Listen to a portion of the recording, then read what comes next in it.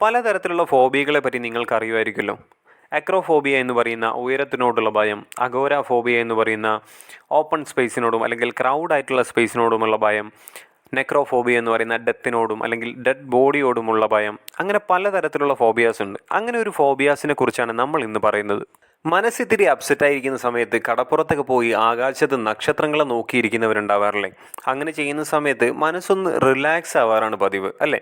എന്നാൽ ആകാശത്തേക്ക് നോക്കുന്നത് തന്നെ പേടിയുള്ളവരുണ്ട്. അവരാണ് ആസ്ട്രോഫോബിയക്കാർ. വളരെ റെയറായിട്ട് മാത്രം കണ്ടുവരുന്ന ഒരു ഫോബിയാണ് ഈ ആസ്ട്രോഫോബിയ എന്ന് പറയുന്നത്. അതായത് ആകാശം കാണുമ്പോൾ അല്ലെങ്കിൽ ആകാശത്ത് നക്ഷത്രങ്ങളൊക്കെ കാണുമ്പോൾ അന്യഗ്രഹ ജീവികൾ വന്ന് തന്നെ പിടിച്ചോണ്ട് പോകുമോ എന്നുള്ള ഒരു ഭയമാണ് ആസ്ട്രോഫോബിയ എന്ന് പറയുന്നത്.